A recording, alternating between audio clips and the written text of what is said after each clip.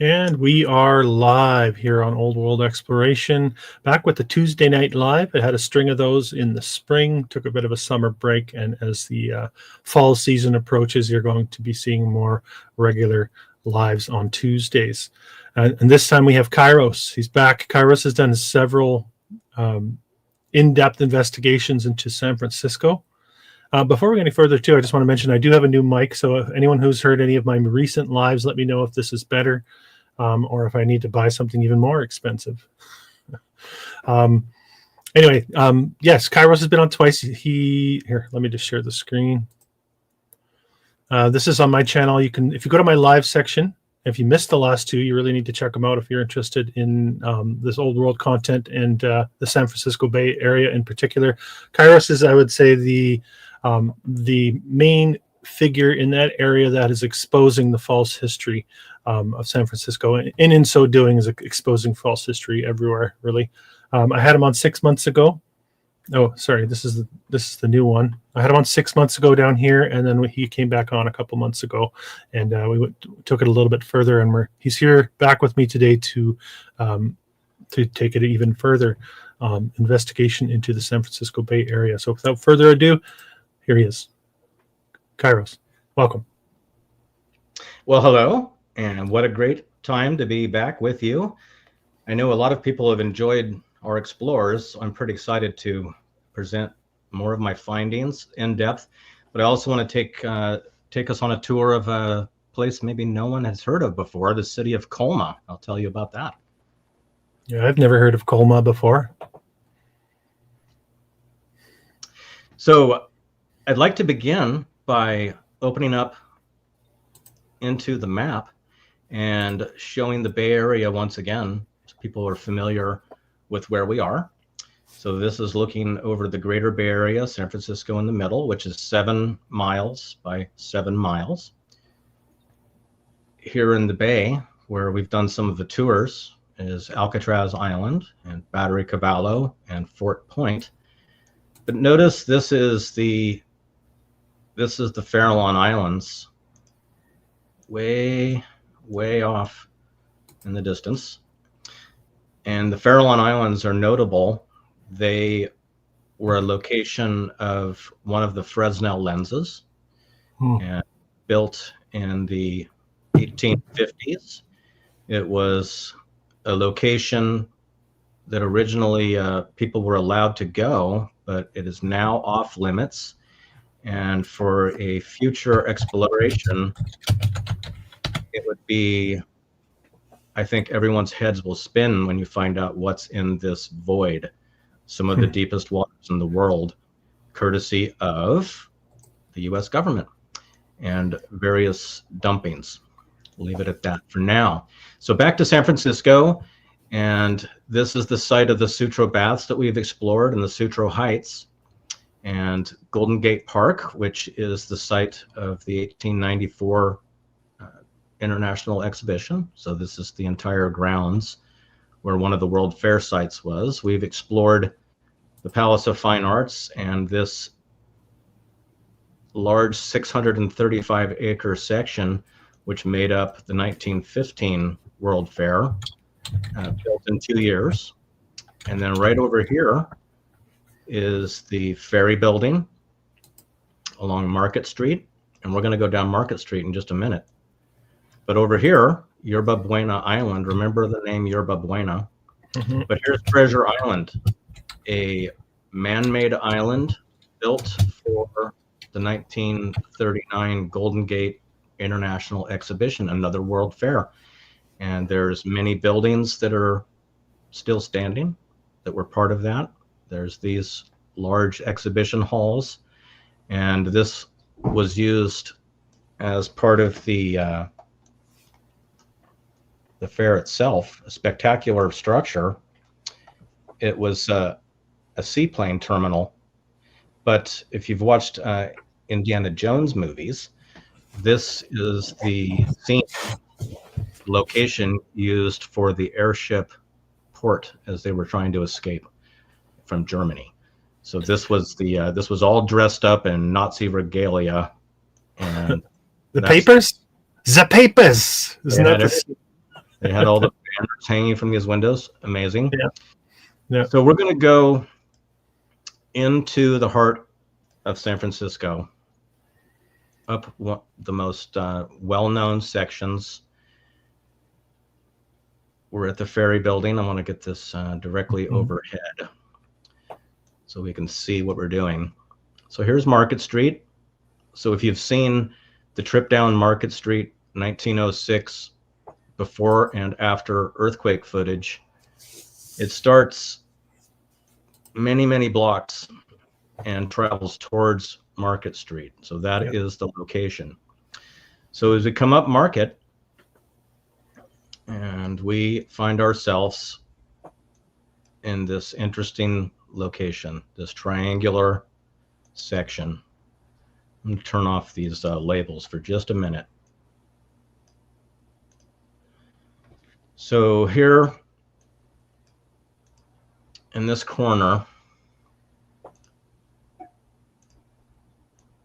we're going to look at this section today. So this is the current UN Plaza. This is the large space that goes right up the middle.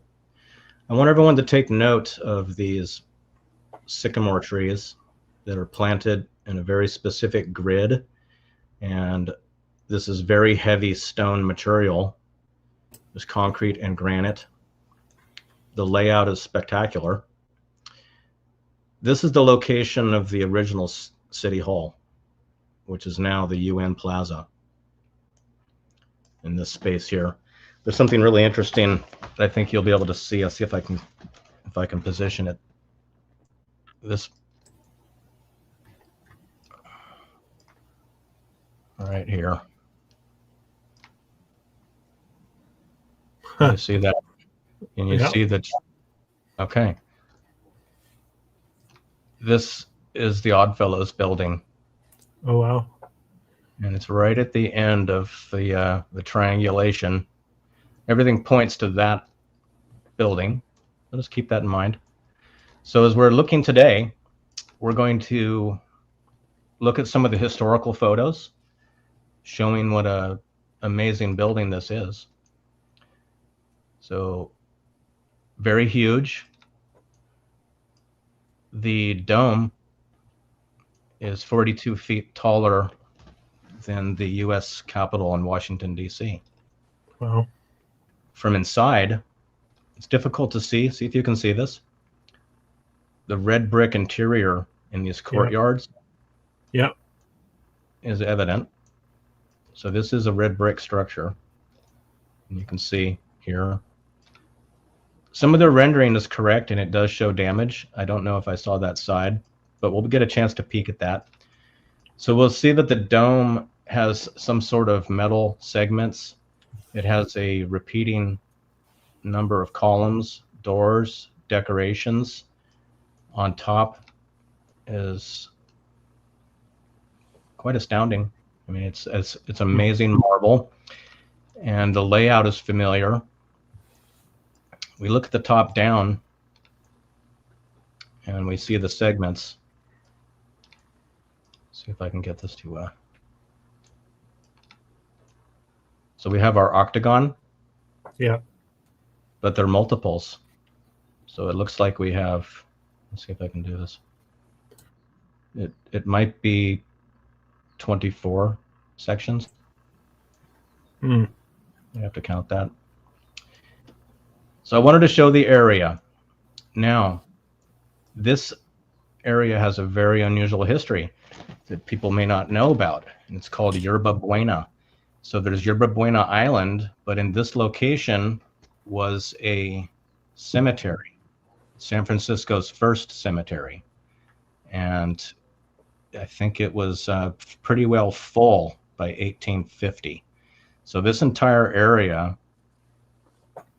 was said to have had their graveyards moved it but it's actually not true. They've determined that they're saying there's hundreds, but it's probably thousands of existing remains underneath this area right now. So the city of Colma becomes a quick detour as we move down into South San Francisco. And here is the small city of Colma, 2 square miles, population 1,500, population of dead 1.5 million. This is referred to as the city of the dead, the city of the lost souls. It is well known that everything, with the exception of this little neighborhood and a few little businesses, which maybe they covered up, I looked down towards the bottom, and there's this spectacular building. But look at all the tombs. Yeah. Oh, yeah. Grave of Joe DiMaggio right over here. So it is said that San Francisco may have had as many as 12 cemeteries that were relocated, and the story is they carted them all down here. But as we go back into San Francisco, going back north, we see the standard golf course after golf course after golf course after golf course after park, and then we start to see what's left. So I'm going to open up the next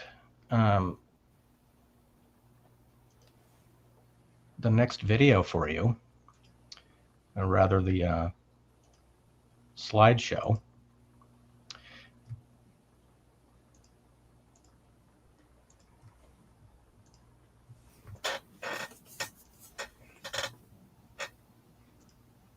Yerba Buena, it'd be an eerie place to live almost, it seems. It's a very strange thing, what their story is. So we're going to look at some of the former cemeteries. So we're going to find out number 8 is right here in the Civic Center, where we're going to find ourselves in a few moments. But you notice there's a lot of other cemeteries in inhabited areas now. Presidio Cemetery is a Civil War cemetery.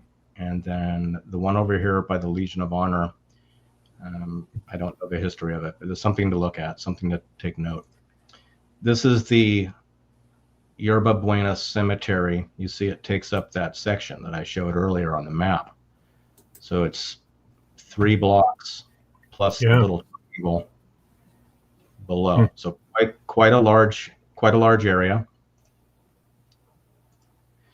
This is a layout of the landscaping and the design within the city center, the plaza now. So this is the location of the old city hall, and this is all the interesting landscaping. Remember, there's tombstones under here, and brickworks, and the sewer, and a lot of other things.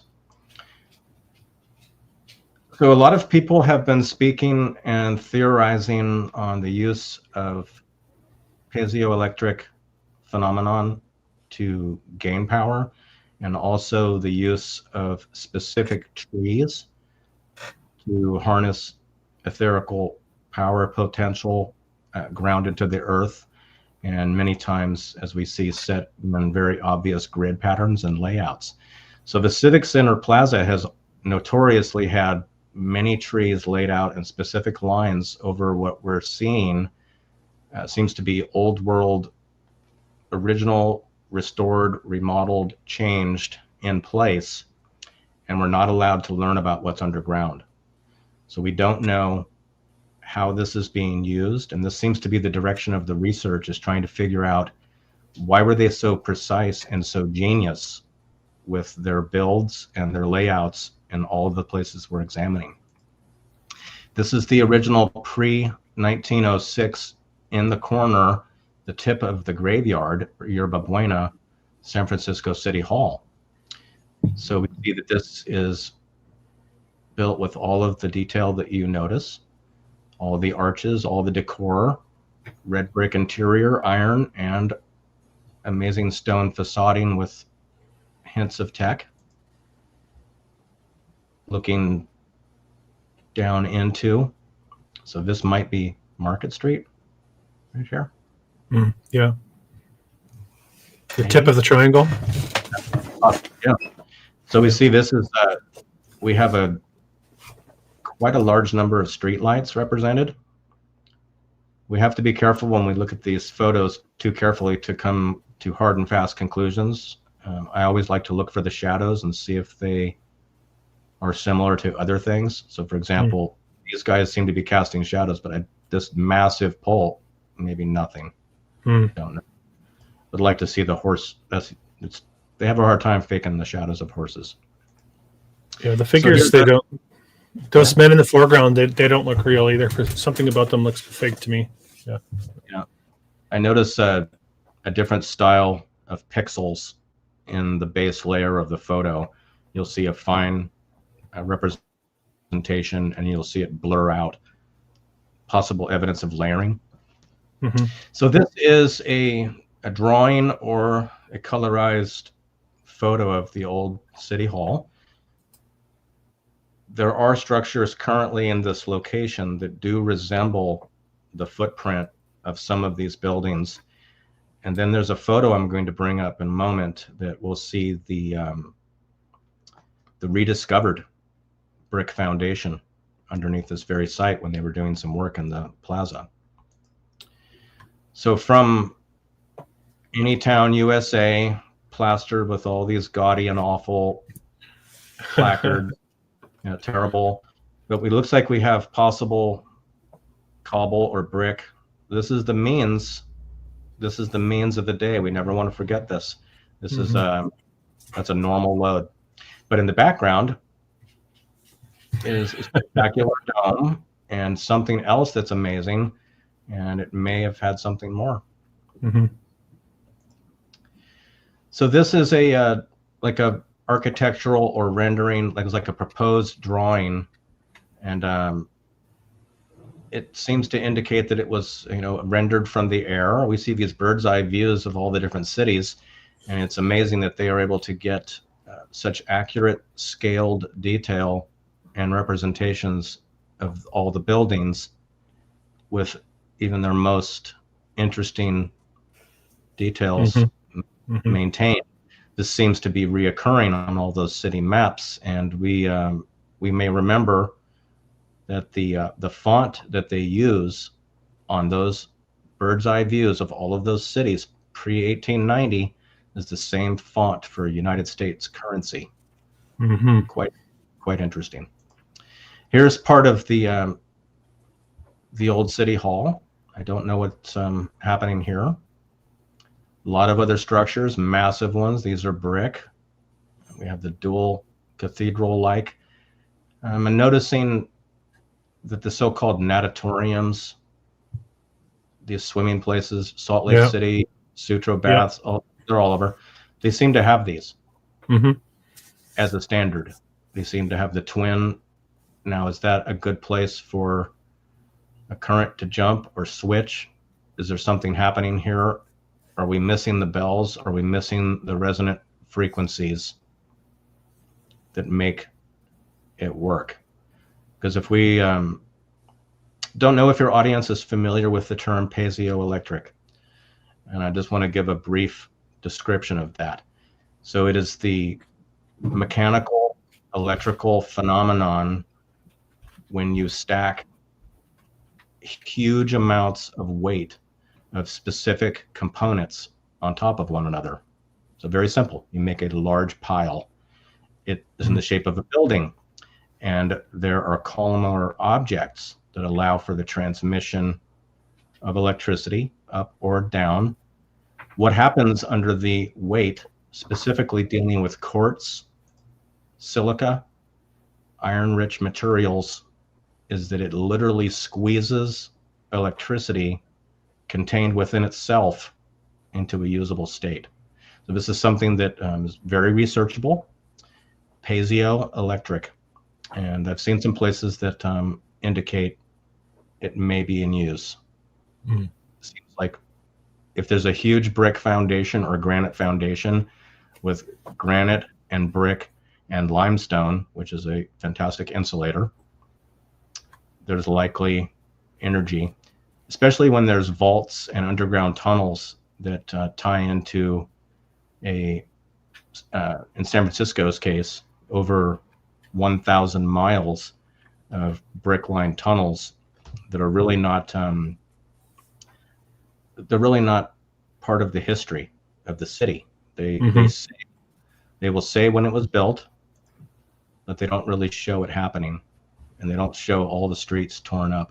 When I was showing the map of the city, if you click on the street view of San Francisco and the 49ers square miled city, click on street view and you'll see every street light up blue. That's the approximation of the brick sewer system. Same. So we're going to see this incredible statue, which again has the Great Seal of California and Medusa on the shield, still in place. This is the old City Hall. This has since been moved and still visible, and we'll see it in a few minutes. Medusa is on the shield, but many do not know, and I'm going to show tonight, that Medusa seemed to be a very important character within the San Francisco City Hall, as inside of the rotunda, over and over and over again, asp-haired Medusa. So now we're looking at the City Hall that was built in an amazing time. So we're being told that the earthquake, 1906, and everything was wasted. So this is almost done, and it would be the middle of 1915, and everything else seems to be built. I don't see any wreckage. This is the Civic Center Plaza, which the graveyard Yerba Buena underneath, and it looks like they're doing some more landscaping, covering up something. But we have to realize they say they started it in 1913. So it's another 2 year. It's another two monster. I was going to say too, right around the same time the World's Fair was being constructed as well, right? And that's what makes it very interesting. You're absolutely correct. The World Fair, which is just a mile away, 635 acres, nearly 200 buildings, all also being built at the same time, and this building as well over here. So they seem to have no shortage of materials, no shortage of labor. And they're able to build a structure larger than the national capital. So this is larger than DC, and it has all the trimmings. We're going to look up in here, and there's fasces and caduceus and gods and goddesses and strange figures on the columns, giants, doors for giants. Okay, here we are. These guys are just finishing up their day of work. So this guy dropped off one granite block, and he's ready to travel 120 miles to go get another one. He'll be back in 2 weeks. This guy here, he doesn't even have a horse. Okay, he's strong. So apparently, put it on his back.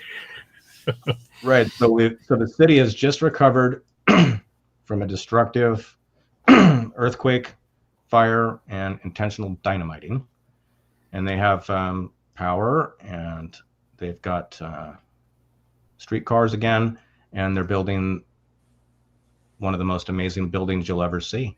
And I don't know if in 2 years, right? Maybe a show of hands in the chat. Maybe you could let me know if you've been here. One in the chat. Have you been here? I don't think a lot of people have. It's massive. So look at this construction site. So I know you like to analyze the buildings. So down here, below grade, we have doors and windows, and there's still foundation that's not seen. Then over here, those are all buried now. And now we're going into the next floor. That's the next floor. See that ladder on the corner? That means they're working. Oh, this one? Yeah. This one? No. This one. That one. We have a question. What building is it? A newcomer to the. He's caulking the window. He's on a break now. So this is San Francisco City Hall, and a construction photo, we're being told, must be in mid-1915, but I don't see any usable materials. I don't see anything hanging off any crane. In fact, I don't remember seeing a construction photo with anything on a crane. I don't see workers. I don't see people's means of transportation. I don't know if everyone walked to work. There's no materials. There's one. Here's a top hatter.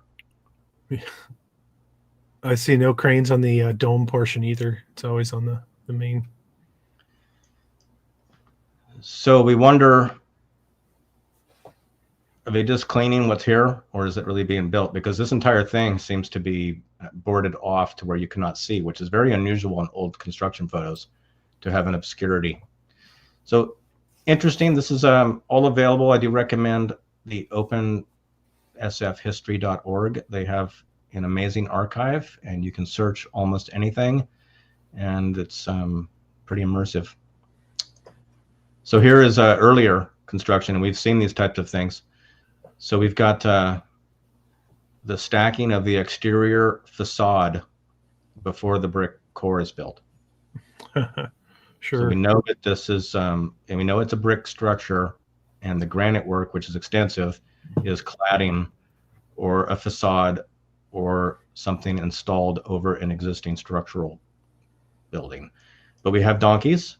We do have donkeys down here, and we've got a cart, and it's dirty, and it's overgrown. There's bushes everywhere. Mm-hmm. But we do have a street light here. We've got a lamp post. So very interesting photo. And here we are in, very likely, maybe it's opening day. So these could be 19teens era cars, Model Ts, various wagons. I think there's still some, there's still a horse. There's still horses on the streets. Quick question. Early. Yes. So do we think the old city hall was in a different location and this building was here and was dug out? Obviously all speculation, but. So the previous city hall was on that corner section adjoining Market Street, where this is 3 blocks west and McAllister. So this, if both buildings were standing at the same time, they would be within sight of each other. Now the pictures of the city are amazing. So you look in the background, way back here, and there's something massive on the edge of town. And everything is built once again. So we're being told that if this is 1915 or 16, they've already rebuilt the entire city. Mm-hmm. There's no, I don't see any scaffolding on any of the neighboring streets. So keep that in mind. So similar era, another view.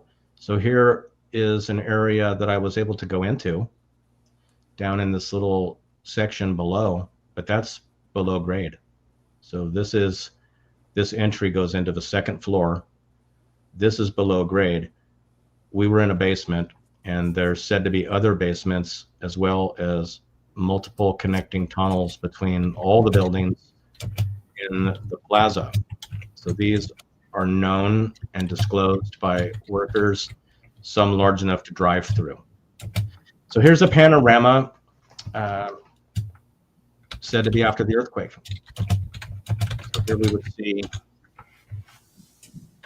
the tip of the old City Hall, Market Street, and McAllister. But that was the Yerba Buena Cemetery, this entire space. Mm-hmm. We want to remember that. I stumbled across this. This is the commemorative trowel when they laid the cornerstone. That's pretty nice. Wouldn't you agree? I know a guy that would want to use that, but it's got ivory. It's got ivory. It's got some kind of an eagle or something and a shield. Pretty amazing. Trowell brothers were on the scene. So this is a 1974 excavation in Civic Center Plaza. This is SF City Hall. This is the row of geometrically placed trees, but underneath we see a pretty significant foundation and structure. And this is some of the brick sewer system that runs underneath the entire city and some sort of another foundational element. From another view, you can see that the modern day, they just bash in and then tie in some cast iron. Whereas this was an entire system. It's still in use and it's large enough to walk through. And if any in the audience have seen the popular Mike Rowe Dirty Jobs TV series, yeah, he does crazy things. He took a tour in the SF sewer, and he was disgusted, and I think I would be too. But it's a real eye opener because this is all being done by a very small population, and the estimated number of bricks is 1.7 billion. So these bricks have to come from somewhere. So this is going to take us on the boots on the ground portion. And what I'd like to do is let the video roll from the YouTube clip on my channel. And we're going to be inside the City Hall and looking at the fine details. Wait, before you change that photo, who's that handsome fella in the yellow and black coat? I was tailing him, and he seemed to have some answers, but he was kind of quiet too, though. Look at that! But look at this gear. Yeah, he's got a rig. Yeah, so I am. For those that are interested in cameras and what have you, I am using the Nikon P1000 and 900, and I'm currently using a small handheld gimbal rig, so I'm able to keep the focus a lot better, keep my eyes on what's happening. So we are now outside of the City Hall and about ready to bust in. So let me just let everyone know this is a video on your channel titled San Francisco Bay or San Francisco City Boots on the Ground. So you can find it on Kairos' channel if you want to get it with the audio and the full length video, among other things on his channel. If you're not familiar, if you're just jumping in, yeah, so check out Kairos' channel. So I'm narrating on the video. We're going to look at it without audio and try to do a no pause challenge. We're going to try. Okay. Okay. But if you have to stop, I understand. If I have to stop, I understand. Yeah, I'll have to stop. Sorry. Okay. So there's I'm going to see if I can. I'm looking at different monitors, so I'll switch it up. So we see the detail in the stone segments and the columns. This is hewn granite. So these are cut stones, precision and stacked. Then you'll see those heads or busts at the archways as we walk. You're gonna I don't know if we're gonna look carefully in there, but that could very well be Medusa. Keep your eye out for Medusa. Wow, it's a gorgeous building. So you notice it's all one color, as it is natural stone, and this is the white granite. Each of those heads are carved white granite, and I can't tell if it's a repeating man and woman or if there's different individuals. There's extreme metal work in the fencing, but the fluted columns, the extreme detail up in that socket. Yeah. So there's different shields and faces and representations. Mm-hmm. It's the only areas that have more detail on every surface are going to be the various shrines in India, where literally every single square inch has amazing carvings. This is super interesting, but I know they have removed things, and we're going to see some areas that is obvious towards the front of the building. So I noticed these large pedestals on left and right of most of the buildings. This one has some sort of a metal sculpture, very, very small. Now these are these giants again. Wow. They are holding up the building, and that's very reminiscent of what we'd see on the Acropolis in Athens. they've got these huge stone, and that's all granite. That's not any type of mold. Yeah. Machine marks are evident throughout the property. So notice the size of the door openings compared with the modern day inset entryway for a small person. So this is again an example of 3 large doors that we see so frequent with these types of structures. Groups of 3, always groups of 3. So up on the top, you'll see the detail as we look at the railing and the molding. Those little shields, some call them a cartouche. Or, that one there, very interesting. Yes, you notice it actually has the detail intact. Most of them are oval shaped, smooth, no detail. Just an obscurity. That one there is intact. Yeah. Very interesting. So ornate. It's unbelievable. Unbelievable stuff. So this is all said. This is all part of the 2-year build. So I was there's just no bridge. Like there's no bridges. There's no bridges to the Bay Area yet. It's ferry travel, some limited rail ferry, and then the nearest quarry is 120 miles away. Looking like they maybe blacked out some windows or openings, some sort here. Exactly. So that there you can see the structural facade blocks, and these are very thick blocks. And it looks to me that whatever was there was removed and just left flat. All 3 of them are the same way. Yeah. Up on the top, underneath that pediment section, we have again the group of figures. The goddess in the middle holding a caduceus this time. We've got the symbolism, and then the lesser characters to the left and right. Symbolism up on the top between the columns, those lintel pieces have incredible detail. The entire face of the building from top to bottom is all meticulously carved.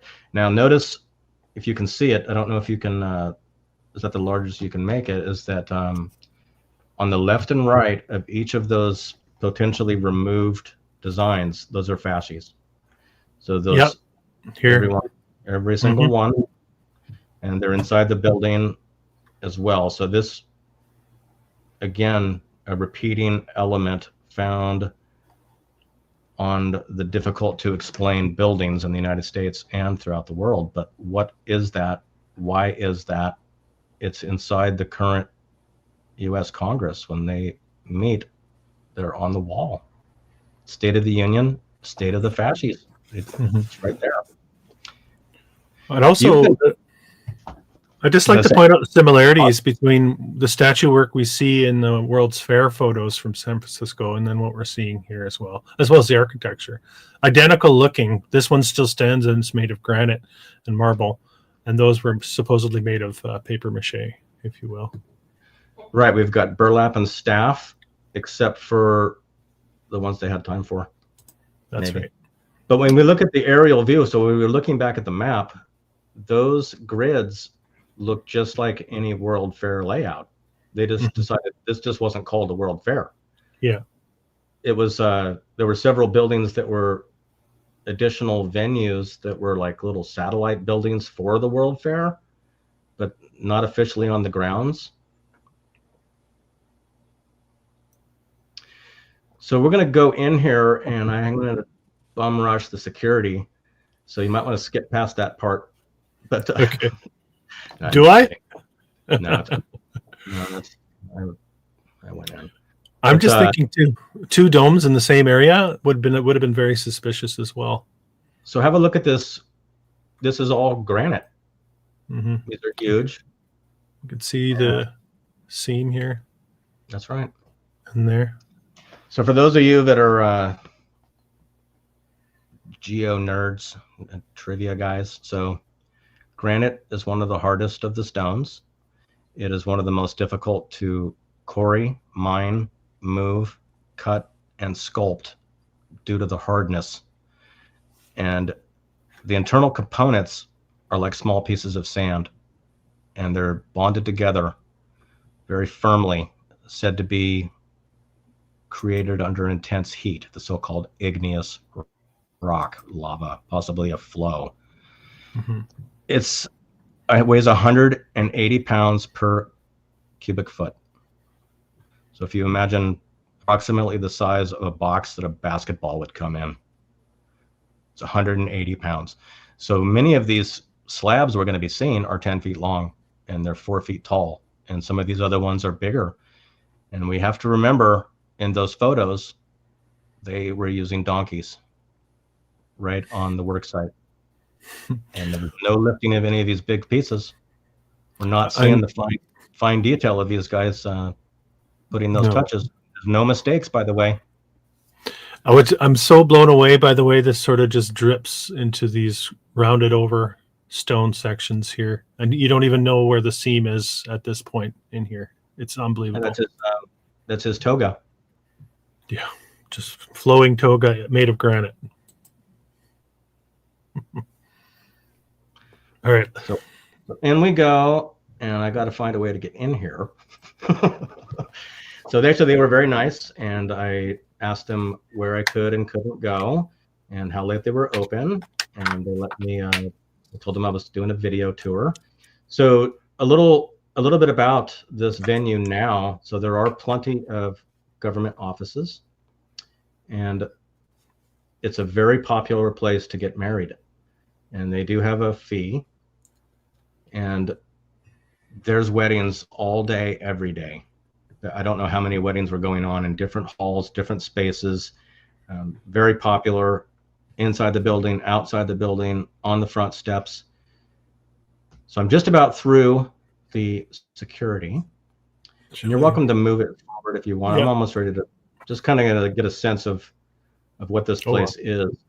So I just came out of the lobby, and this is the main opening underneath the entire rotunda, and I'm looking at it for the first time, and I'm seeing nothing but master craftsmanship on every surface.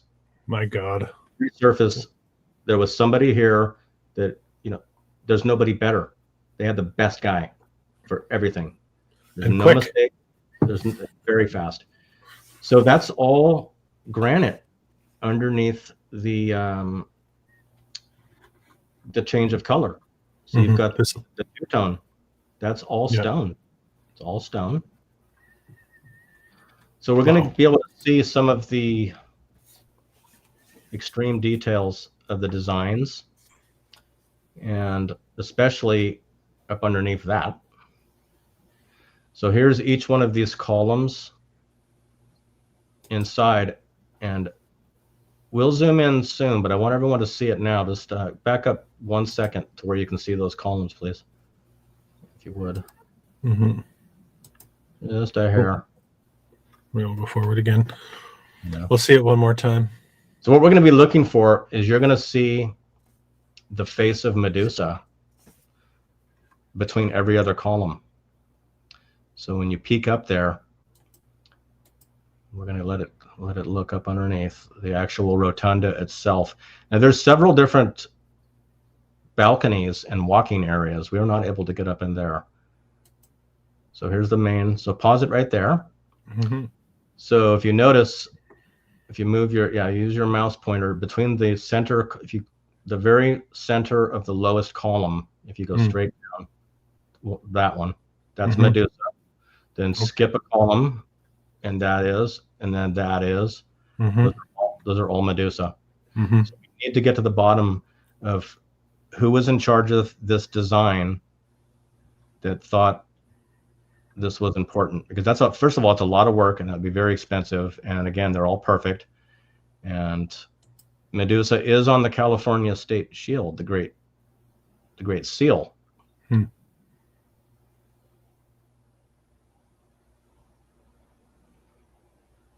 So it was like being in one of the most magnificent palaces that you can imagine. So they were having they're they're having a wedding reception over here. Mm-hmm. Somebody paid big bucks to use this huge hall. Notice all the floor is very shiny and very flat. You see that reflection? Not a ripple. Oh, yeah. It's marble. Wow. It's all inlaid marble. Then we have this very large stairway with all the ornate metal. Then you can start to see the individual features and columns and arches for each level. So it is octagonal in its nature. So that is going to create repeating angles, and each of those start points, right? I said this is what they needed, right? This is so it's 1913, and they're thinking, hey, let's really make this town. Let's make this town special. If I were in the construction industry and during those years, I would much rather have worked on something I knew was going to stand, not just the lath and plaster structures of the World's Fair. If I had to choose between one of the, I'd much rather have worked on the one that they made out of stone that looked exactly like the World's Fair structures. I'd like to see some construction photos of these interiors underway. Mm-hmm. I know it's asking too much. So a lot of the interior has been remodeled over the years for the city of San Francisco. So there's a lot of offices, a lot of rooms. But you notice the height of the ceilings. It's maybe 15 feet tall, possibly. Mm-hmm. Yeah, on every floor. So there's maybe more. Very tall. So all the walls interior, for the most part, I'll see if I can spot an area where it's not. That's all natural stone surfaces. So those are huge cut stone blocks from a non-local quarry that fit together to create architecture that's never mimicked today. We're not seeing this style of building being attempted.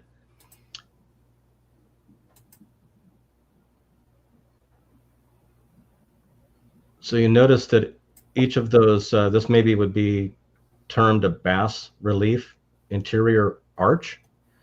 So somehow they've managed to render all of the design possibly in plaster. Some of it is stone. It's very difficult to determine it's of high quality and not failing. Mm-hmm. Don't see evidence of any attempted repairs on the fine surfaces. There are repairs throughout the building that I think I'd be embarrassed to let the public see. Just like at the Palace of Fine Arts, they just smear something on. Yeah. Wow. So we have the helmets and the shields and the torch and likely a acanthus plant, lion head. And then we have this grand representation, seafaring, a man and a woman of appears to be equal standing and footing. So good circumstances. But look at the design. And how about, you notice at the bottom of the shield, it looks like either that so-called green man or some sort of a cat or nothing. But I think they were pretty deliberate in their carving. You'd have to be to put all that in there. It's not just random. So we go up and are looking down into these spaces, but we've seen that artichoke representation. So the swastikas are here. Oh yeah. Inside of their, so they're not afraid to use that and keep that. So we're looking down on this amazing geometry of an inlaid dual stone marble floor. So two different types of marble. There. Just to interject too, for those that don't know, the Palace of Fine Arts has a similar design with the swastika. Is that correct? It is, and we're actually finding that the more you look, it's on many buildings, and it's very common. So these huge sculpted artichokes, these are either amazing cast stone balusters, or it's possible that it is sculpted stone. Many places have literally sculpted stone. So we're one floor above the main entry hall, and then it's floor to ceiling marble slab. And then we have these amazing antique elevators with the dial indicators between floors. Just looking at, and then of course, the higher you go, it's never ending. Weren't able to ride this one, I don't think. So that's a fasces on the plate around that frame. It was the same bound rods.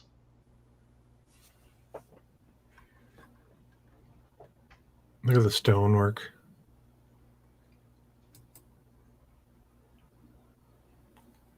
So smooth.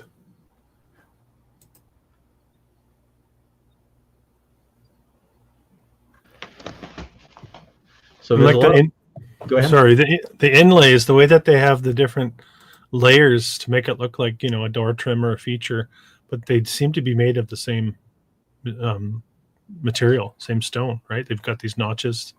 Many times, and sometimes inside corners, outside corners with stone routing profile marks intact. So this was not only a tool for sculpting, it was a tool for routing. It would create a profile on a single pass.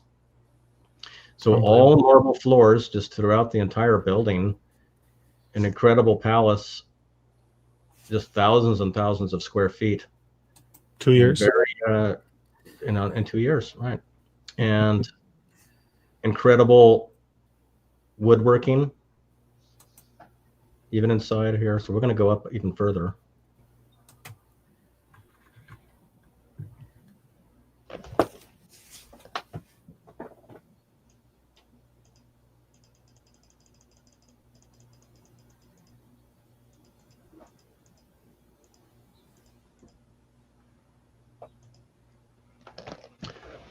So it's still a higher space with the suspended chain, and we're going to look down through multiple floors.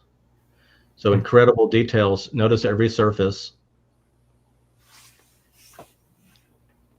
Now, this may have been maybe one of the most breathtaking moments. Up here, kind of ignoring the velvet rope a little bit. Okay, a lot. Ignoring it a ton. So these are those giant windows that I had shown from the Google aerial photos from the inside of the courtyard. So on each side, giant sculpted urns.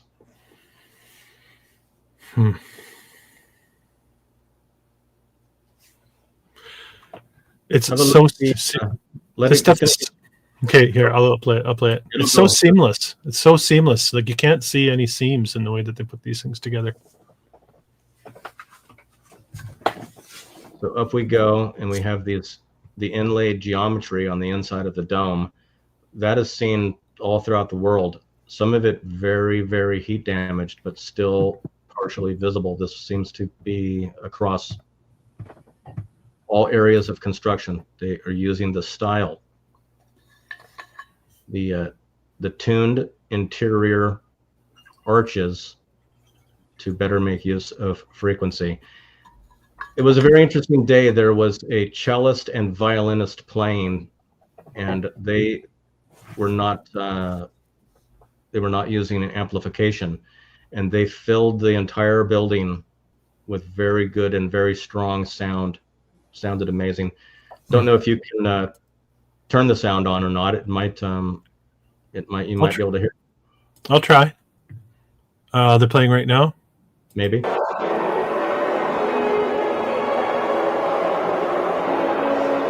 hear the crowd. It's Medusa, by the way.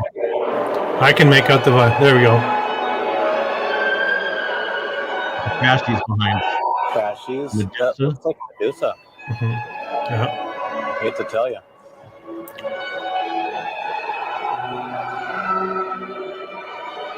Medusa, fascies, acanthus. All in one little package.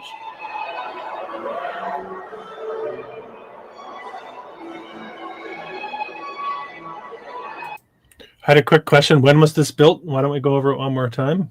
So said to be built in 1913, finished in 1915, as well as the entire city of San Francisco and the Pan-Pacific International Exhibition, all rebuilt after the earthquake. So this, another 2-year. Miraculous. I don't know that they could finish the interior surfaces in 2 years. So look at the detail of each of these repeating designs. I'd love to know what that's made of. It's so unified in its color and very difficult to access as well for maintenance. The lower sculptures are stone, and it would be, I wouldn't be surprised. How about this one? Mm-hmm. Mercury's helmet, caduceus. It's crazy. Go back.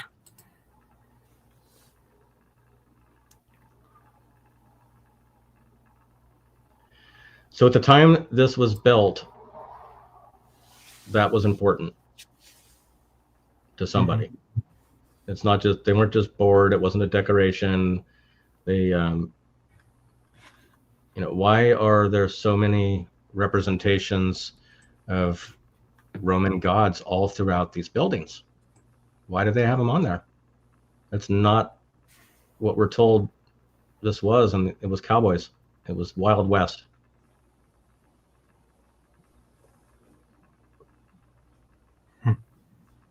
So this is very high. So this is, when we zoom out, we'll try to get an idea of how high, but I'm guessing probably 100 feet.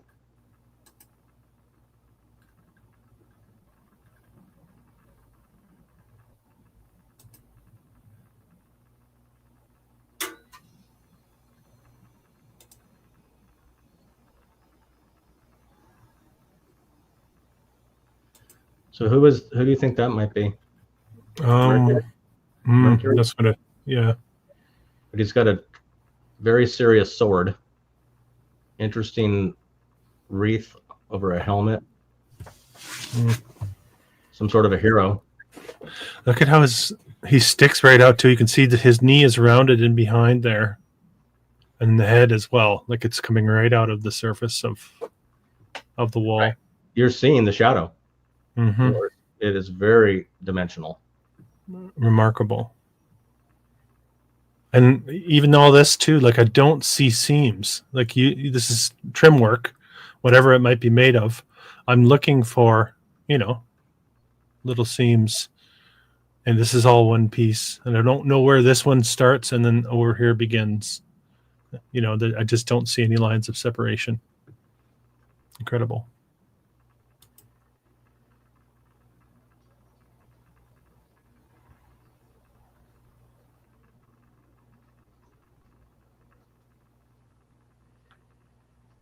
Even when you get that close, I can't see any lines of separation. There you go.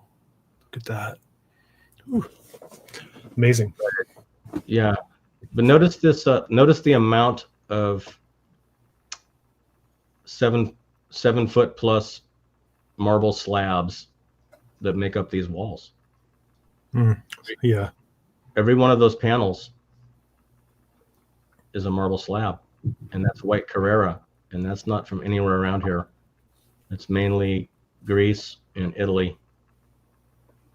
It's noted as one of the least expensive, but it's still very hard to work with. So look at these floors and how amazing they are. So we're going into the other side where I crossed that the velvet rope. And these guys are having their wedding photos, and I'm about ready to do something. I'm the photo bomb. So like, what is that guy doing? So this is so they do have steam. They have steam here, but notice they cannot keep up with the water damage. Got a leak here, and those guys paid a fortune, and they can't even keep the walls nice. So I'm not sure what happened here, but that gives us a clue as to what the material may be made of. So if it is some sort of a mold, I would say combable grade gypsum. So you use some sort of a tool that has the profile of what you'd like to have left behind, and then you would have to tool that in a straight line and allow it to cure. But that would be very difficult too. It's a lot of talk, but that would be very, very difficult to do. I've seen that, and there's slight waivers because the hand can only stay straight for so long. You know what I mean? So this is all overhead work, and this would require some of the most complicated scaffolding that you've ever seen. You have to be less than an arm's reach from the work in order to be productive. Right, so possible polymer. So that the word polymer is a very interesting one. It can essentially mean anything that's assembled of many materials. We most know it as cements and grouts and caulkings, elastomerics, cement, plaster, whatever you want.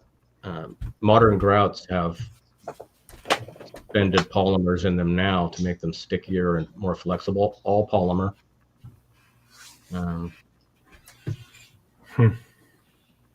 Geopolymer, it would be made of, mostly sand. Sand is probably the most common building material ever. Sand.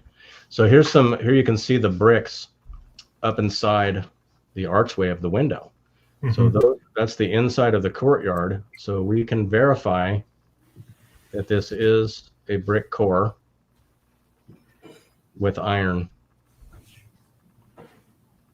I believe the Wikipedia entry on this building was something like 7,200 tons of iron or something. But I'm thinking that's probably an underestimate again. Yeah.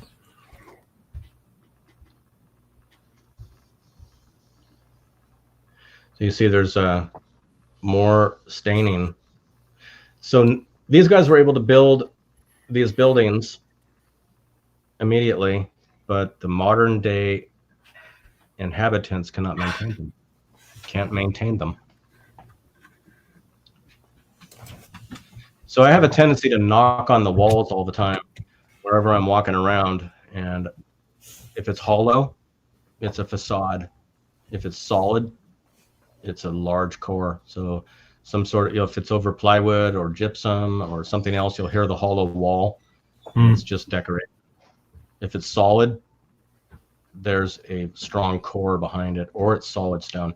So look at all this iron and brass and marble going down into this world.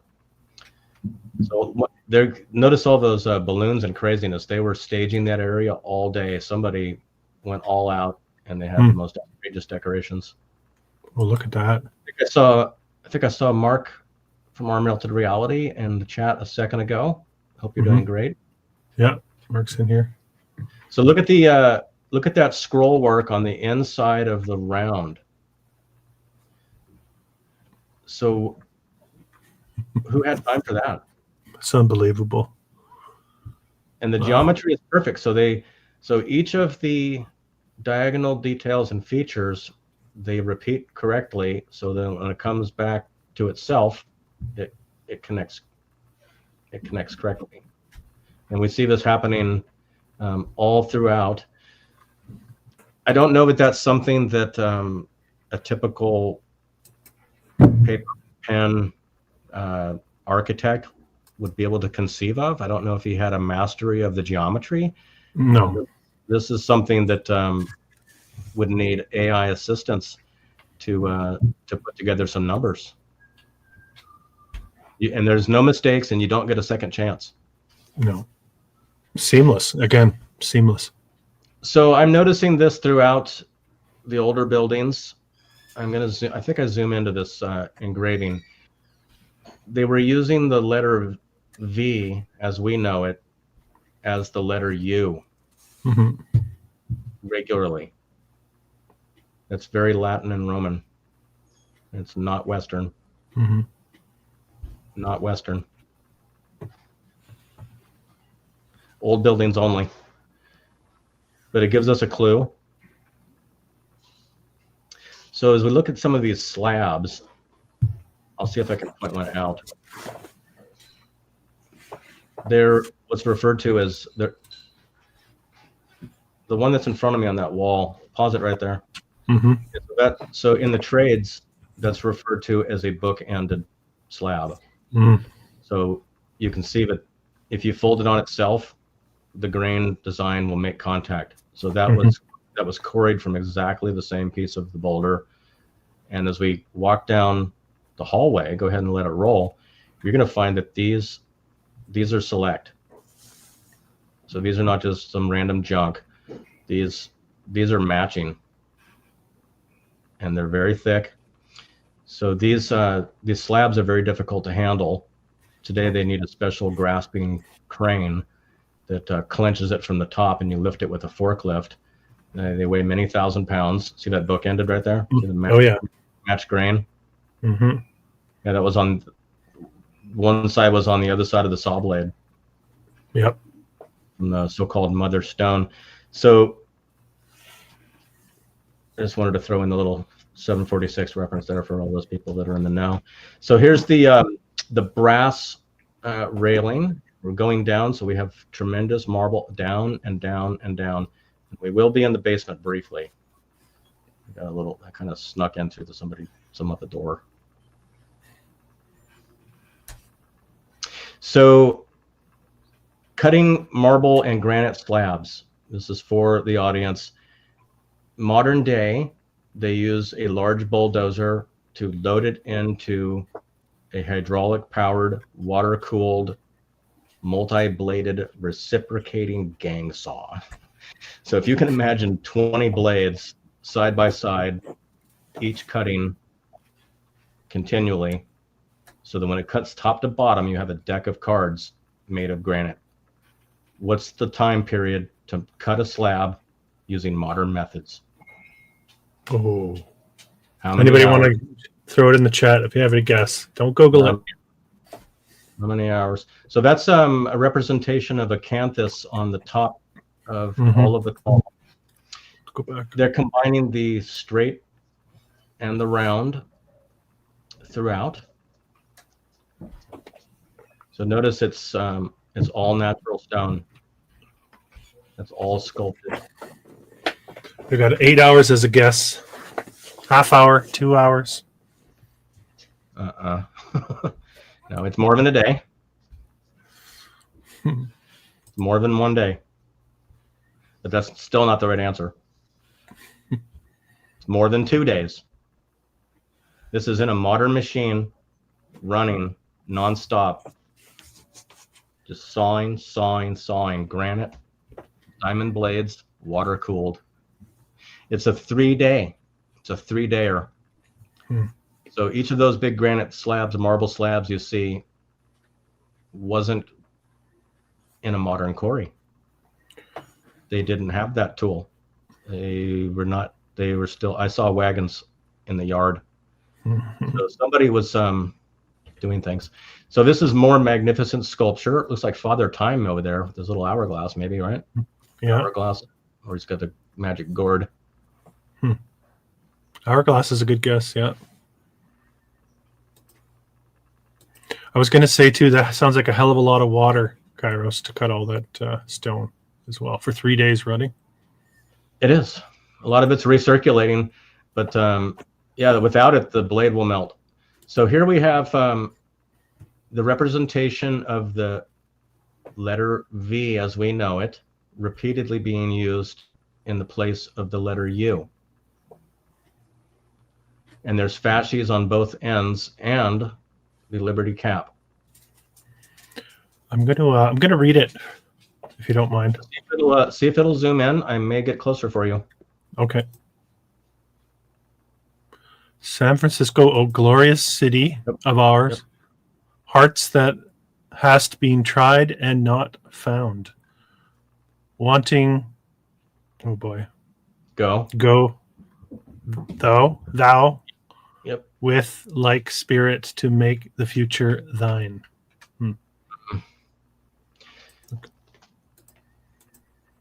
Oh, you're right. I believe they have.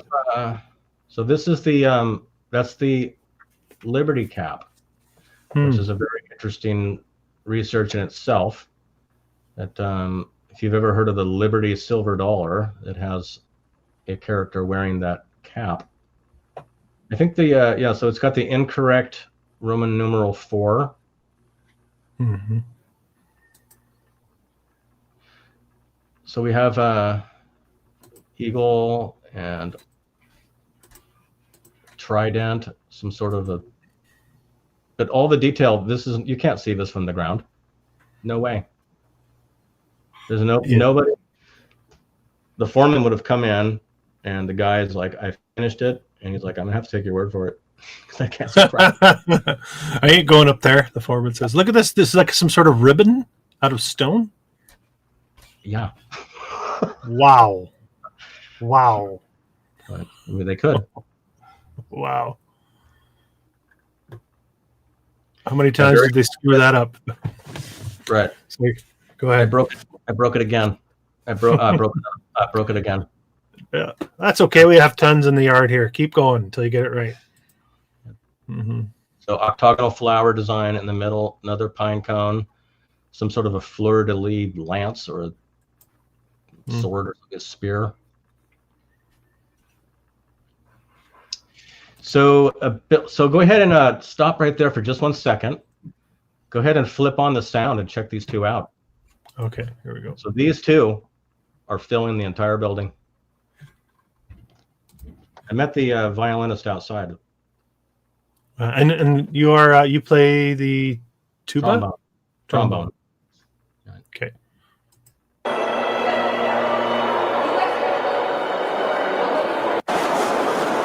Yeah, that was it. Oh well. Right.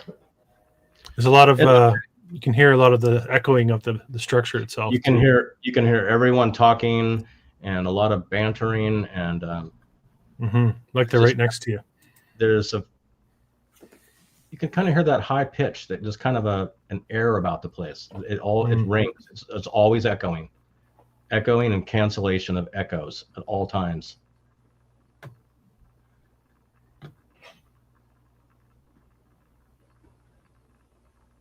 So I know a lot of your work, you're looking at buildings, city halls, and a lot of them are no longer standing. It can be a little frustrating sometimes to get a sense of what the interiors were like. And I'm thinking that a lot of the ones that you're showing us would have to have had interiors that were comparable, yeah? I would imagine so. A large reason for why they got rid of them, I would think they were just too much for the narrative, is my guess. I know a lot of the large train stations that have been torn down, we've seen the interiors, and it looks like whoever was large enough to use this building was using that one too. Yeah, it's amazing how it's pretty much everywhere. I could throw a dart at a map on the wall and cover that town, and I'm going to find something, a couple things at least, that will make you really scratch your head. Right. Yeah. Now, a lot of people have not done research on the concept of giants or whether or not there might have been, and so they do not want to hear that. It makes them laugh, or they think of a fairy tale or some sort of a children's story. But we have to ask ourselves, why do we build doors the size that we do? And we look at the doors in our home, and I'm thinking everybody's door, you can touch the top of the door with your hand when you go under, unless you're very short. Normal with your head sometimes. Some guys have to duck. A couple of guys have to duck.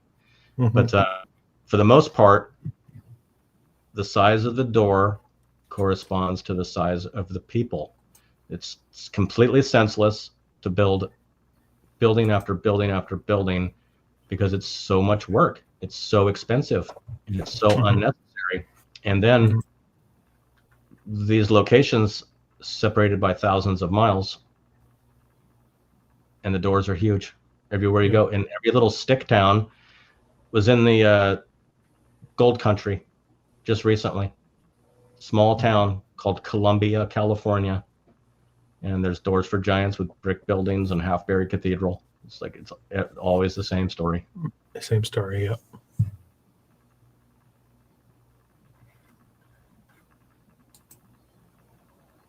Wow, the detail is breathtaking. So everywhere you see the statues and the incredible ironwork. So this is just it's just a railing.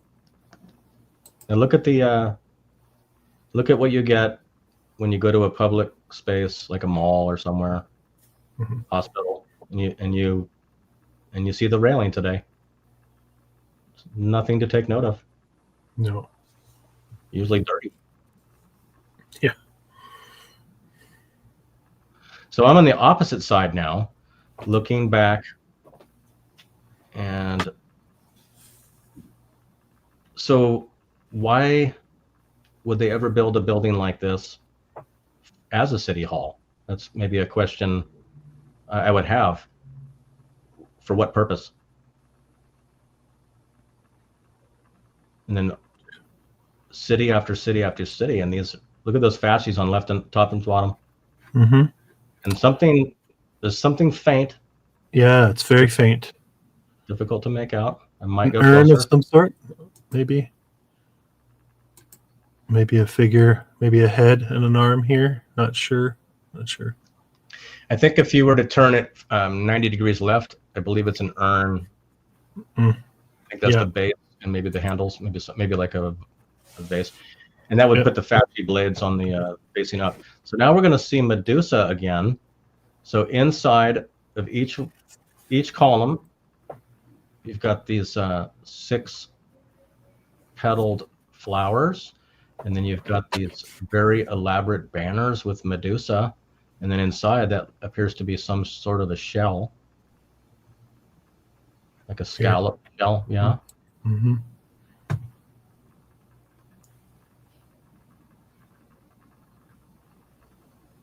So here's some stills.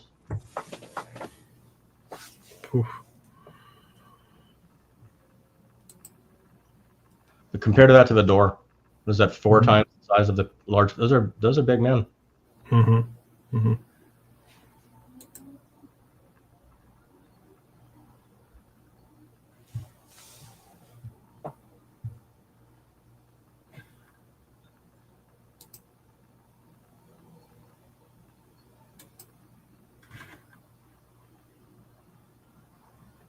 I hope you got paid for filming their wedding, taking wedding photos.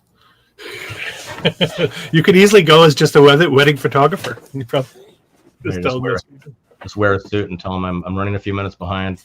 That's right. Where's the Havelgabus wedding? Yeah.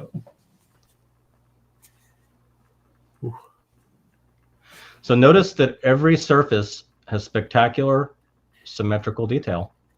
Very balanced, very appealing, well laid out. And that's design sense, but it's a little busy. A little bit busy. Yeah. It's very busy and seamless once again. You cannot make out even the faintest of seam. Yeah. Notice that maybe you'll see one more, that one. Yeah, so notice the round S with the slash to it on the left side. That really resembles an early US dollar sign. But I think it's actually an SF for San Francisco. Yeah, okay. I can see that. But it also reminds me of, because this is the right time period, the 1913. This is like, we're going, it's Jekyll Island season.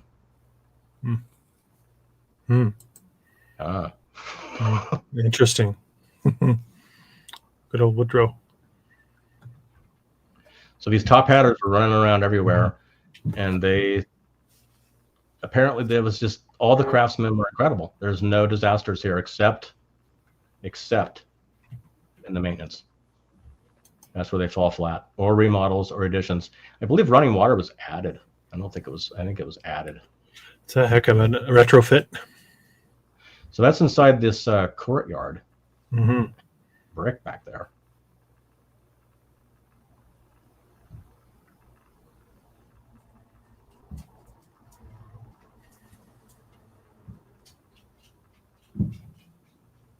That's that same, yeah. Right.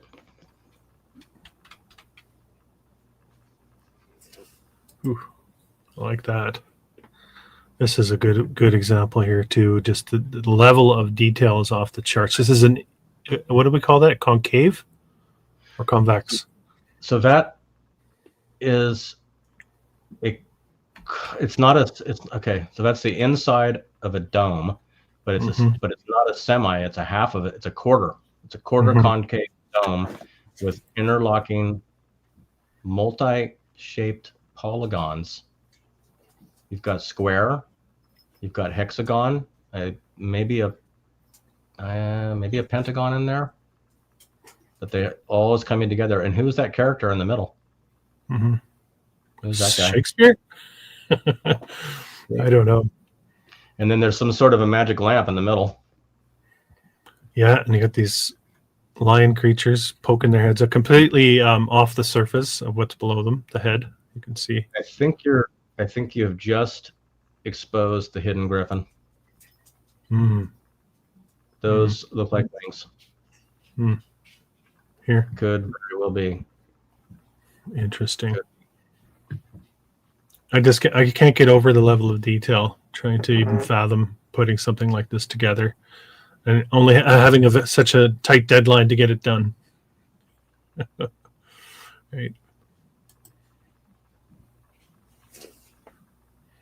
And you can relate to that too, I'm sure. If you're under pressure to get a job done, Kairos, like there's a hard deadline and you know it's going to be tight, how do you feel about your work day? Probably not going to get as much done as I'd like to. It gets even worse. If you didn't have that pressure, it would actually. And how many mistakes do you make under that kind of pressure? That's when problems start happening, right? Mm-hmm. And this is unforgiving, and the weight of the materials is just not to be believed. I mean, just carrying those tiles that make up the entire floor in there. See if you can give these guys another shot. We got these. Keep building these guys up. Here we go.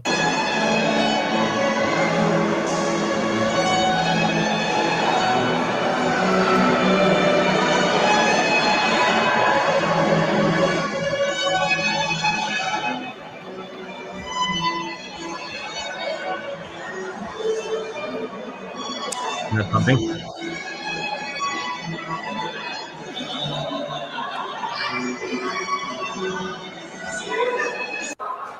Must be very satisfying playing in a place like that.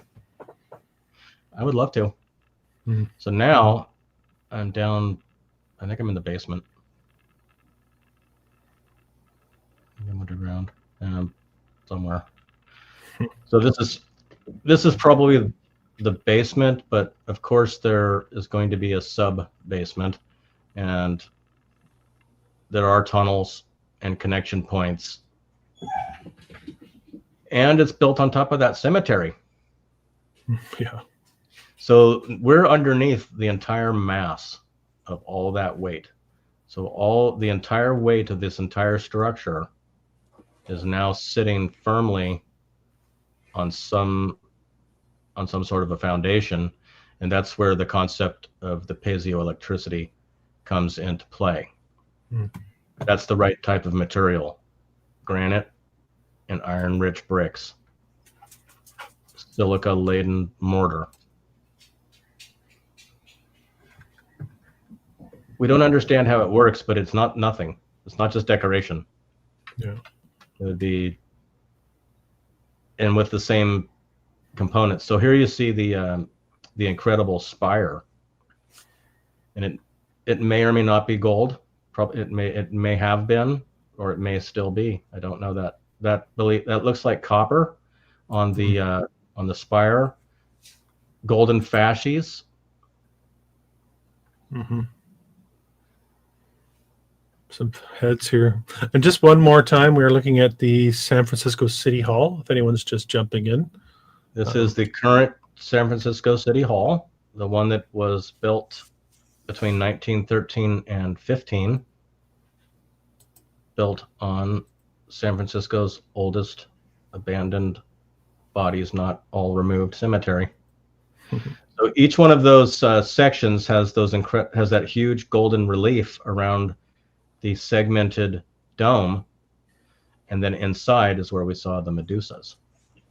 Yeah. Built in 2 years, I'll add as well. So these again, it's 42 feet taller than the state capital, the nation's capital in Washington, D.C.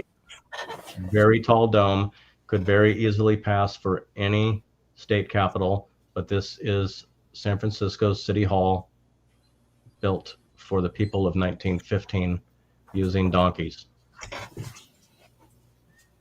Those look like those urns. I can't tell from here, but the urns that we saw inside, possibly all around There's here. similar urns on top of the pedestaled columns. Mm-hmm.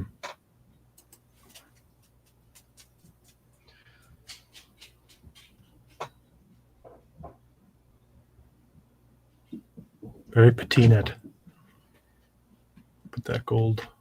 Wow. So until the modern publicly available zoom lens camera, these are very difficult to make out because it's so tall. Mm-hmm. Able to see the the basic shape, but there's a lot going on there. Yeah. I think I might. So here's a contemporary building that there's an exhibition auditorium. So that was, I had mentioned, one of the satellite offerings from the main fair across town. Yeah. The Tamalpais Railroad was also considered another offering. So looking at the Civic Center Plaza, looking back, you can see the similarities from the earlier historical photos. But we're going to see the these sycamore trees, and they're all aligned, and it's very noteworthy. I've mainly been keeping my eye on the use of the eucalyptus trees, which are on the El Camino Real, so the entire California coast, some say as far as possibly Guatemala, is lined with these special trees. So look at the detail up in this section that no one can see. Got some kind of a cow back there, some sort of a goddess or authority. Pointing to the nipple, that's interesting. Right. And also you can see the seams here. Like these are different pieces that blend so well with each other. That would be, imagine carving granite into individual pieces that you're going to fit together later. Or do you put it up in place? Yeah. Well, why are the eucalyptus trees special? Lisa says they line my street. So I don't know where you're located, but the eucalyptus trees line the El Camino Real of California. They're planted between the various cathedrals, but they're also planted in specific geometric shapes. So if you look from the Google map and you start to look at them, they are in very straight lines. They make very direct angular turns, continuing the route.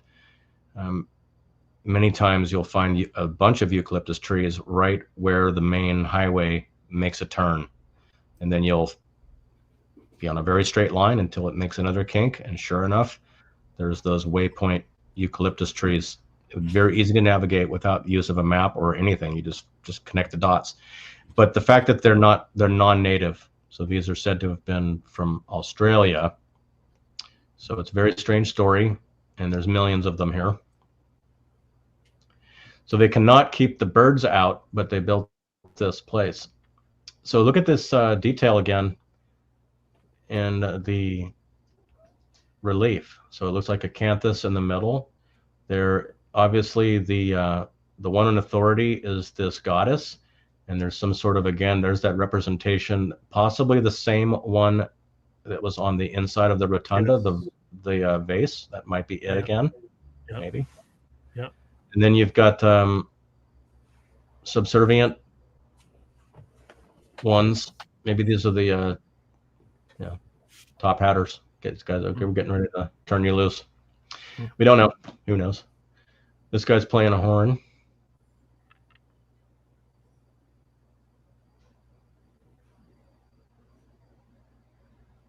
Wow.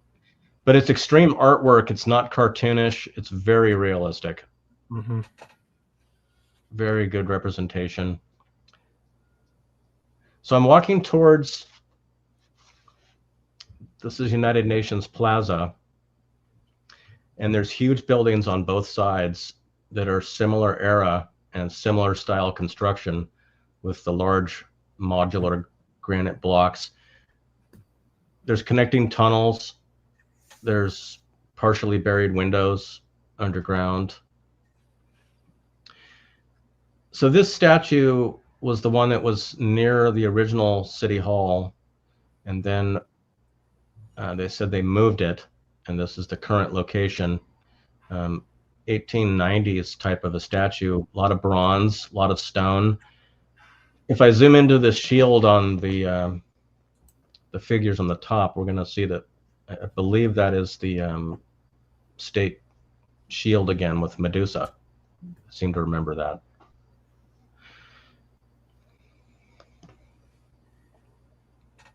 Hey, what do I win? So Eureka. Eureka, trivia in the chat. What is the meaning of Eureka? It's California's state motto. It's on the Great Seal. Eureka. So this this Medusa is showing up over and over as being relevant. Hooray. I've struck gold. And Found close. it. That's the one. So Found it means, yeah, that's what the founders would yell out. Eureka! Yeah, I found it. I founded it. Finders, keeper, people. Interesting. Yeah, right on there. It's like, guess what? We found it.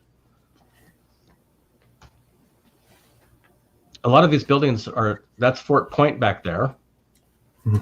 Yeah. A castle. Hmm. And that's, the sun sets there. That's right where it sets. Yeah. Golden Gate, straight.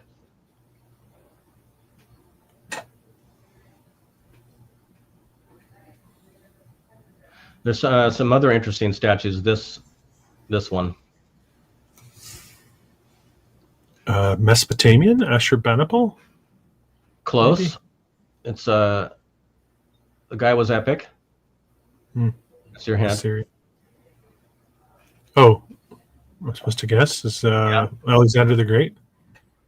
No, he's clinging onto a tiger. I mean, a lion. Oh, I don't know. Is this biblical, historical? Legendary. Hercules? I believe it's Gilgamesh. Gilgamesh. Okay. He's a full-blown Assyrian. Interesting. He's holding his cuneiform tablets, and he's got a lion underneath his arm. Yeah. So more doors for giants and stacked super geometry in the form of granite. I think that was cut. Gilgamesh was ripped. So here's there's these faces, and on the other buildings nearby are lions, and they're everywhere, and it's amazing detail. Whatever it would be made out of would be amazing detail. I've seen a few buildings that have very convincing faux granite in the form of glazed terracotta, which is also very complicated. Very difficult to work that out. So we're looking, you can see the distance. So we would be standing now on the location of the demolished original city hall, and absolutely on top of the cemetery. So I will tell you, was walking through here on the way to that truth. So you see that, remember that from the from the Google. Oh yeah. So here's the United Nations. Got their interesting map. Yeah. So underneath all of this is red brick sewer, and there's manholes located throughout. But I took a very short walk up Market Street towards the ferry building, and that's where this leads us. I'm going to walk past some old world buildings and looking at the streets and just what the current condition of the city is. This was very heavily patrolled. So there were a lot of officers, very unusual. As soon as we get across the street and start walking, you can see the one of the taller skyscrapers there in the distance. The feel of the neighborhood was very unpleasant. I felt threatened, nervous. I was kind of concerned. I felt like I felt maybe I should be concerned about my safety, and I don't know why. It got a little 746 action right here. Yeah. For you players. So I made a quick U-turn. Went a little ways, and the more steps I took, the worse it felt. I felt like I just needed to turn around, and the energy was very unpleasant. Extra bonus. So I think this would probably be a great place to stop this adventure. Okay. For those that would like to watch the complete, it's on my channel, and I am doing some narration. Enjoyable time in San Francisco. Any that are considering a trip to San Francisco, I suggest you go. Don't get sucked into the tourist traps. Go find the old world goodies. Really fun. I've got one last item I'd like to show, and this is from a familiar location. I think I've got it. Do I have it there for you? And oh yeah, is this one here? Yeah. Yeah. So this is just a short clip from my drone trip to Sutro Baths, Sutro Bluff and Heights, and this is the current cliff house. But I've been here on many of the video trips, which are on the channel, walking into this tunnel, walking along the shore into this tunnel, going around this construction, coming down the top. On top of this ledge is where there's the T-car bricks are still installed up here, which have no business being in San Francisco. They're from Ireland and Scotland, from the 1800s. So this is the old baths, and there used to be a seawall that went across here.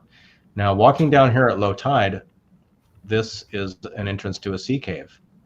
That's a sea cave. So is that. So is that. And you can drop in through the top and pop out the bottom. And then around this side, there may be more sea caves. And then around to this other side, there's a deep cut sea cave that terminates in a wall of brick and concrete that comes out of this cave. Just to kind of show you where we're located. But up in this section here, there are currently red bricks intermingled all throughout here. All throughout, red bricks. And of course, if you've seen the Melted Brick Avalanche series, you already know that this entire bluff. So I'll let it play for you now. So the cliff house has undergone a lot of changes, but what seems to be constant is the footprint.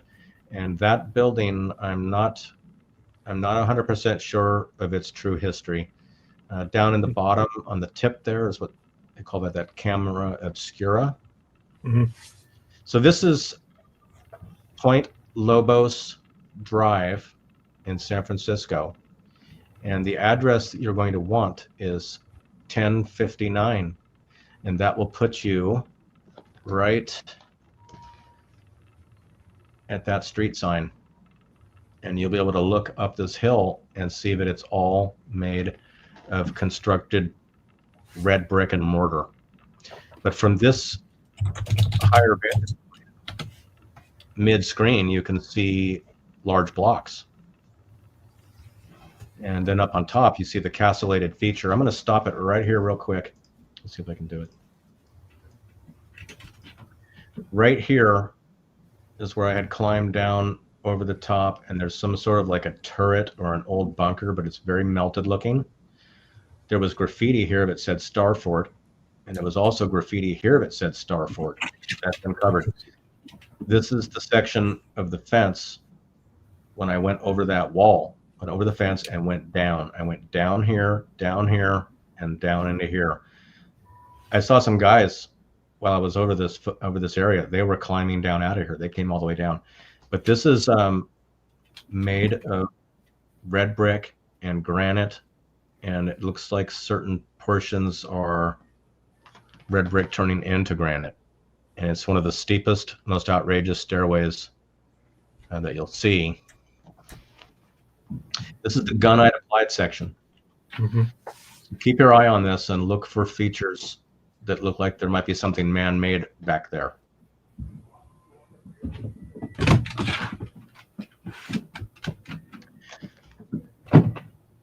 So each of these segments is just a remnant of a constructed brick structure. Some of them have swollen and turned into what appears with yellow sandstone, but with still a red crust on the exterior and mortar between the blobs. So this is right at the Ocean Beach on the coast, right at San Francisco, right within sight of Golden Gate Park. We'll be able to see the windmills and the size of Golden Gate Park, where San Francisco's first World Fair had taken place. So this was, you look back at some of the older pictures of Sutro Heights, this was a colossal super mansion that looked like a castle. And the grounds had statues and fountains, and very interesting. The shape of the land, it's very high up. I wanted to mention this current condition of San Francisco's beach. So this is the top of a miles-long running concrete seawall. But you'll notice that the ocean is about here right now. There's about 30 feet of sand that has accumulated seasonally since the 70s. And there's an incredible superstructure that goes down the base of this seawall, well below the sand. Very amazing. But all that sand has accumulated. Other times, certain portions of the beach will recede. So here's the windmill. There's a windmill here and windmill here. So these were part of the greater fair and were said to be part of a water pumping system that was in operation. So very interesting. If you've heard about Playland at the beach, which was what was here in the late 1800s, it has now been replaced with our modern construction. Notice how this doesn't hold a candle to anything we've seen. Mm-hmm. That's temporary construction right there. That's all temporary. You get one cow kicking over a candle, and that neighborhood is done for. It's funny because I found an article. I put the Cliff House in my latest book on demolished buildings. I found an article. Is it the Herald, San Francisco Herald? Is that their paper there? Or Chronicle? I'm not sure. Chronicle and Examiner. And then the way they worded it after the Cliff House was demolished was like good riddance was basically the gist of the way they had worded it. Yeah, it sat abandoned for quite a long time, and apparently it may have been some sort of an insurance arson event, but it was pretty much unused when it happened. But you notice in that, so I've got the footage still here. So all of these steps continue around, and they're made of very poor condition rock that appears to have experienced high heat.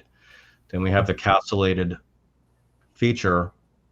This concrete has been added to something else, as has this concrete plug right here, which would have been a way in. Around the corner on the stone wall is a blocked up archway that also goes into the structure. So here you can get an idea of how steep that is. So this, I was climbing down here. I don't recommend it. I'm gonna bring a rope, but this is these are all segments of brick where whatever happened, the bricks between have melted away. You can see the flow channels. Yep. And in person, Google Street View, Point Lobos Drive, 1059. Make sure you're right at that speed sign, right here next to my mouse pointer, and you'll see nothing but red bricks here. And if you're in person, climb up here with your rock hammer and extract a T-car brick for yourself. Am I correct in saying that there used to be a lot of statues on the top of this as well? Yes. Okay, I've seen those photos. Yeah. Doesn't this look like some kind of a platform there? Mm-hmm. So this is where things get very interesting. This has the appearance of coming out and coming out. Mm-hmm. This wall continues at a very predictable plane until here. Then it changes. This goes to, the foundation of this wall has not been seen. I have not seen a photo, and I've never been here when the sand is gone, but it goes considerably further down. Getting inside between these archways is difficult and potentially dangerous. It seems to be infested with campers, and there's a lot of garbage, and there's a lot of graffiti, and it's very poor lighting and very smelly. But if you look through the mesh, there appears to be masonry and what have you back there, but I've not been in to really get a good look. I'm more interested in these sea caves.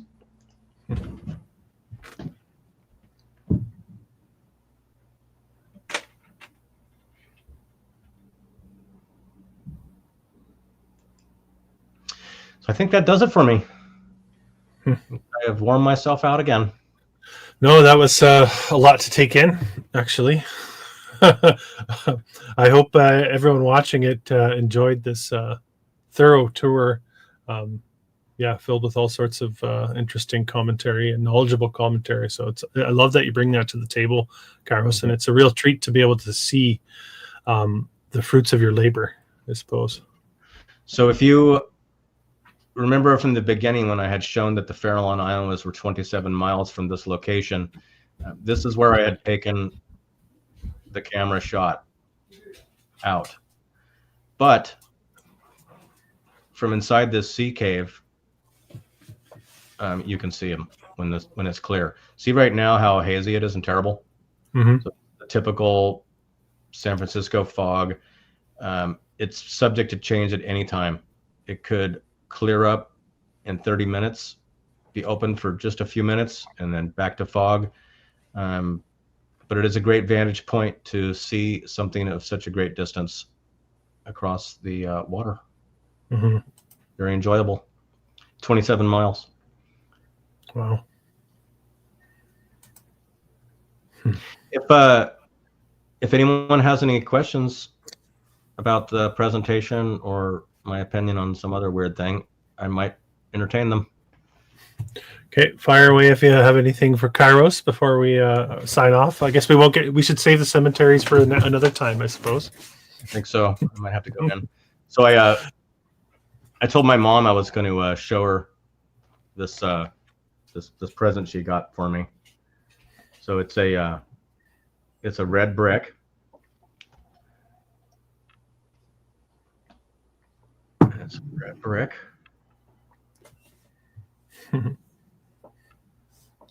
A red brick that commemorates my YouTube channel from Mom. Do you feel like this the awareness of all of this is gaining traction in any way? That's my question to you. I do. I think there's a lot of people that are asking questions that that probably start trying to do a little mocking, but then they realize that, you know, it's not funny and you still can't answer the questions. So when we start showing them, you know, these amazing cities and grid layouts and early time periods, tiny populations followed by giant populations, just a small discussion on local history. Most people don't have a working knowledge of their own hometown or the town they currently live in, but sometimes they're interested. You know, you ask out in public and you ask them about this building. What do you think of this building? And then you ask them about, hey, what do you think about the size of this piece of granite over here? And people might think that's pretty weird, but when you realize that it was put in place before they had power tools, then it's a little different.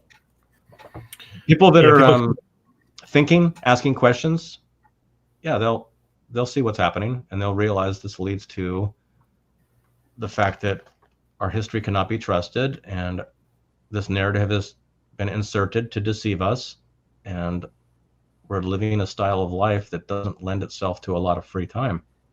And that's what they want. You know, you work lots and don't ask questions.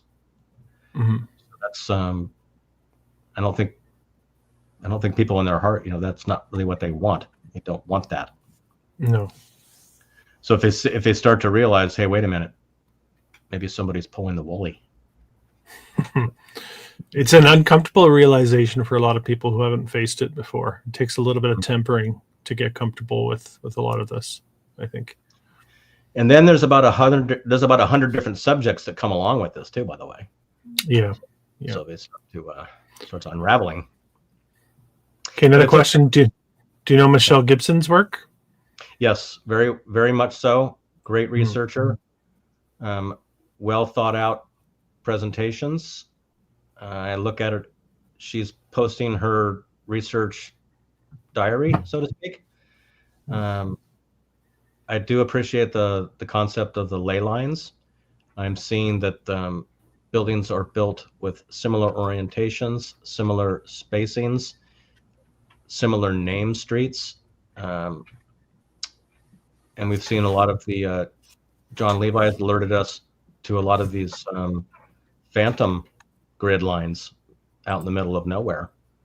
So, and then it brings us to the Nazca lines, you know, the ultimate ley lines. But yeah, absolutely seen her work. Good work. Another question from Sandra Marr. Ever notice a land off the coast, sort of north? A land. I think she's talking about the region you were just showing, possibly. I don't know. Possibly Point Reyes Station. Point Reyes. There's also the Farallons. Angel Island, Alcatraz Island. Another question about why Medusa? Why do you think Medusa? Some have speculated that there was some sort of an event that caused mass petrification of large numbers of people, and they refer it as Medusa effect. So rapid petrification. A lot of fossils that are being found are supposedly millions of years, yet they are still, you know, those animals still live. So you wonder. Some of these animals have been flash frozen, piled up together in a large region as if swept away, and when thawed out, there's still food in their mouth. Don't know. Or it could be a weapon, tribute to a weapon. But I don't think Medusa is considered to be a role model. I saw Clash of the Titans. That was pretty crazy. Which one? Both? The first one was better. Yeah, the original. The second was junk. Oh, hey, by the way, I've got to plug a movie. So I've been trying to watch this movie since it first came out. So the first time I saw it, it was at a drive-in, and I fell asleep in the middle of the movie and like woke up in the middle of the next movie. And then I tried to watch it on a rental or something like this, and finally watched it on YouTube, and that's Big Trouble in Little China. I love that movie. Right. I am like, how did I not stay awake? This thing was amazing. But Is that San Fran? All of it, and it just shows endless underground. They go down and all this construction and stuff. And whether or not it's really underground, but it does allude to the fact that there's an underground. Yeah. Interesting. Under Chinatown, which is, there's a lot of the Chinese have a large role in a lot of these Western narratives. Now, whether or not that's really who built the walls, the canals, the tunnels, the mines, the railroads, the railroads, the brick buildings, the quarry buildings, and plus they ran the various businesses. The first business in Napa is said to be Chinese laundry, and there was supposedly a Chinatown here, and supposedly they built the mystery walls too. But then they all got chased out of town, and all their Chinatowns burnt down, and then the people didn't like them, so they had to live out of town, and they had to go underground and have heroin den. Interesting. The story is so questionable. I call it it's the epic legend. And then where are they? Where did they all go? If they built every city in the West, there should be lots of Chinese people here. Very strange. Another question for you from Jay Aldrich. Has anyone made the connection between Ferris wheels and a static electric generator? You ever thought about that? I'm looking at those Ferris wheels, and I'm seeing some of the modern scaled down versions of magnetically driven wheels. So once the wheel passes the magnet with opposite polarity, it gives it a gentle push. Once you get it moving, it will essentially run until you stop it. I don't know what these Ferris wheels were doing, but they were popular, and the ones that were built in the early years, we've never seen these again. Was it the Chicago that had the room for 2,000? Yeah, and St. Louis had the same one. They shipped it to St. Louis for their World's Fair, the same one, and then they got rid of it. Yeah. There was a Ferris wheel behind the Sutro Baths, and it was moved to Golden Gate Park, and I believe now it is on the San Francisco waterfront, but it's not very big. Another question: do you draw any connections between the acanthus plant and Christ? Yes. So I was watching it was a great channel. I think it's called Hidden History. Is that the right name of it? Hidden Truth. Yeah. I know. Yeah. Great. Does a great job of examining and pointing out.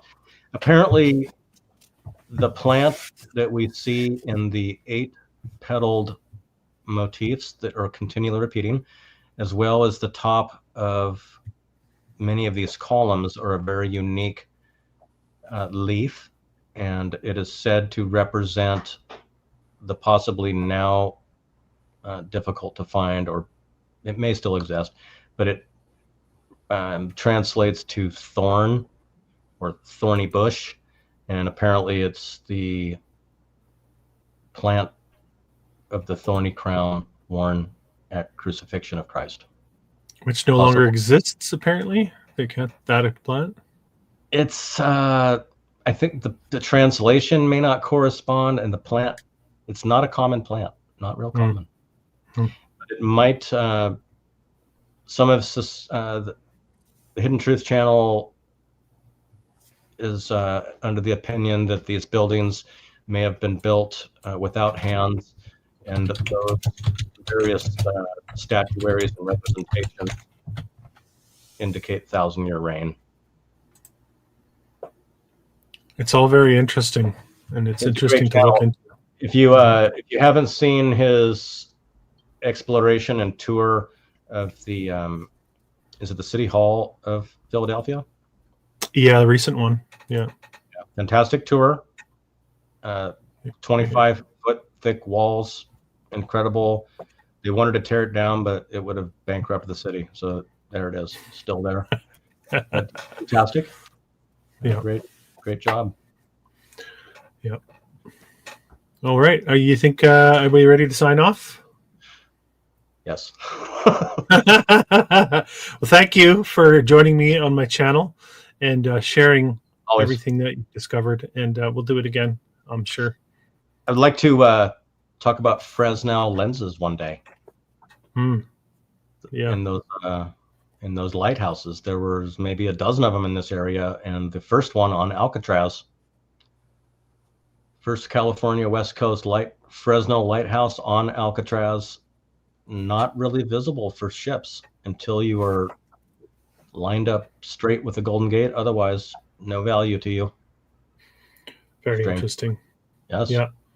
Okay, until next time, I'll sign off here. We'll say thank you again to everyone watching. If you're watching the replay, appreciate you watching. Hit the thumbs up button. Sub to Kairos. If you haven't subbed to my channel, sub to my channel. And start your own channel if you've got interests and you have the means to, make videos. It's not that hard. And the more the merrier in this field of research, I would say. Yeah. Okay. Thanks again, Kairos. Until next time. Thank you. This has been an old world exploration. If you're new to the channel, don't forget to subscribe, hit the thumbs up button, and comment. I believe we are in the process of remembering who we really are and casting off the shackles of illusion. Until next time.